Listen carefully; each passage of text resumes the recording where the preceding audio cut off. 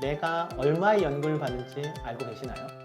그걸 모르시면 어떡해요? 은퇴 설계 기본은 내가 노후에 얼마를 쓰고 얼마 연금을 받는지를 계산해 보는 게 시작이죠. 따라서 이렇게 은퇴 후 생활비를 계산해 보시고 나눠 보시면 좋을 것 같아요. 필수 지출과 재량 지출을 나눠보는 겁니다. 자, 그렇게 지출을 나눴다면 내 연금액을 확인해 봐야 되겠죠. 안녕하세요, 손우철입니다. 영상을 보시는 분들은 내가 얼마의 연금을 받는지 알고 계시나요?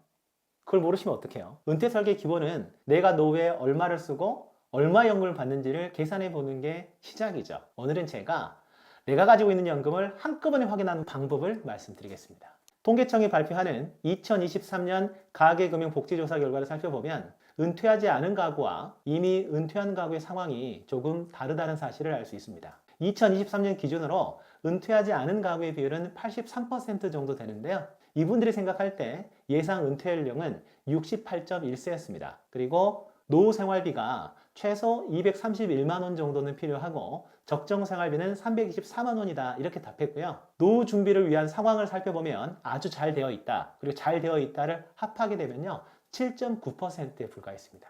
은퇴 가구 비율을 살펴보게 되면요 2013년에 17% 정도였는데 이분들이 실제 은퇴한 연령은 62.7세였고 생활비 충당 정도를 살펴보면요 충분히 여유 있다, 이렇게 답한 비율이 10.5%밖에 안 됐습니다. 생활비 마련 방법이 약간 충격적이었는데 가족 수입과 자녀 용돈에 의존한다는 비율이 25.4%였고요.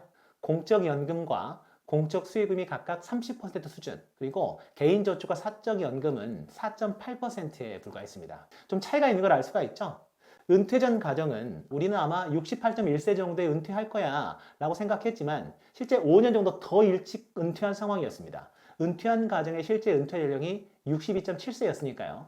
그리고 은퇴 전 가정은 노후 준비가 잘 되어 있지 않다, 이렇게 답한 비율이 53.8%였는데 은퇴한 가정 중에서 생활비가 부족하다라고 답한 비율이 58.4%였으니까 실제 은퇴를 하게 되면 예측한 상황보다 훨씬 안 좋아질 가능성이 있다, 이걸 전제로 놓고 은퇴 설계를 할 필요가 있겠죠. 그리고 은퇴한 가정의 생활비 마련 방법 중에 개인저축과 사적연금이 차지하는 비율이 4.8%에 불과하다는 사실, 그래서 은퇴 전에 이런 개인저축과 연금은 충분히 보완할 필요가 있다, 이렇게 말씀드리고 싶습니다. 그리고 한 가지 질문 드리고 싶은 게, 은퇴 전 가정이 예상한 대로 월 324만 원이면 은퇴 후 적정 생활이 정말 가능할까요? 우리가 퇴직 전에 미리 점검해 봐야 될 사항이 있습니다. 1차 퇴직 시점과 공적연금 수령기 사이에는 갭이 존재합니다. 그래서 내가 퇴직하는 나이가 몇 세고 그때 예측되는 보유자산이 얼마지? 이거 가지고 우리가 은퇴생활을 할 수 있어? 이걸 미리 계산해 봐야 되고요. 공적연금을 수령하는 나이와 금액, 그리고 공적연금 수령기에 도대체 노후 생활비를 얼마나 쓸 것 같은지 계산을 해봐야 됩니다. 그리고 이제 여성의 경우에는 남편이 이제 사별한 다음에 도대체 어느 정도 기간이 발생할 것인지를 예측해서 생존 배우자 은퇴 설계를 할 필요가 있는 것이죠. 여러분들께 한 가지 말씀드리고 싶은 것은요, 은퇴 후 생활비를 꼭 구체적으로 계산해봐야 된다는 겁니다.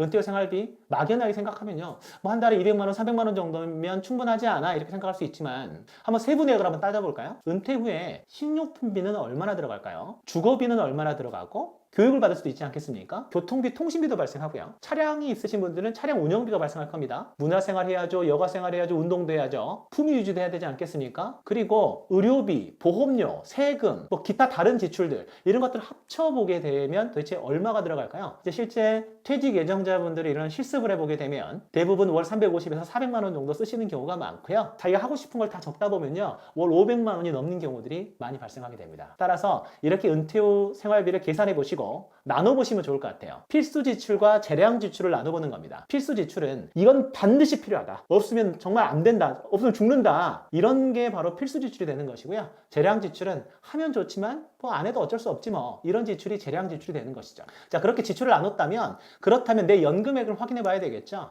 가장 쉽게 확인할 수 있는 방법은 내 곁에 국민연금 앱을 스마트폰 같은 것에 설치를 해서 직관적으로 확인해 보는 겁니다. 내 곁에 국민연금 앱을 설치를 하셔가지고요, 카카오 같은 걸로 인증을 하시게 되면 내가 언제부터 얼마의 국민연금, 노령연금을 수령하는지 바로 확인할 수가 있고요. 더욱 추천드리는 것은 금융감독원의 통합연금 포털에 회원가입을 하신 다음에 내가 보유한 연금을 전체적으로 확인하는 겁니다. 바로 연금을 확인할 수 있는 건 아니고 회원가입 이후에 3영업일 이후부터 내 내 연금 정보를 확인할 수가 있는데 내 국민연금, 퇴직연금, 개인연금을 전체적으로 확인할 수 있을 뿐만 아니라 그리고 내가 55세 이후에 어느 정도의 연금을 수령하는지를 확인할 수가 있죠. 자, 그럼 우리는 어떤 걸 확인했습니까? 내가 은퇴 후에 필요한 생활비담을 계산해 봤고요. 통합연금 포탈을 통해서 우리가 받는 연금액을 확인을 했습니다. 그러면 이런 식의 보수적인 은퇴석을 할 수가 있겠죠.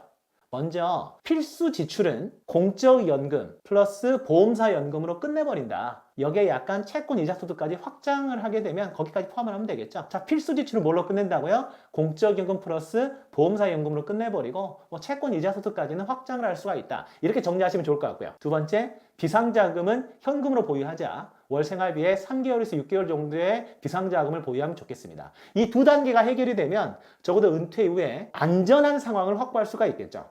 재량 지출은 하면 좋지만 안 해도 어쩔 수가 없는 이것은 우리가 투자 상품을 통해 가지고 만들면 좋을 것 같고요. 그럼에도 불구하고 돈이 남는다. 그럼 이제 유산을 만들어서 자녀에게 남겨줄 수가 있겠죠. 자, 어떻습니까? 우리가 노후 생활비를 계산해보고 왜 연금을 구체적으로 확인해야 되는지 아시겠죠? 본인의 은퇴 설계를 정확하게 해보셨으면 좋겠습니다. 감사합니다.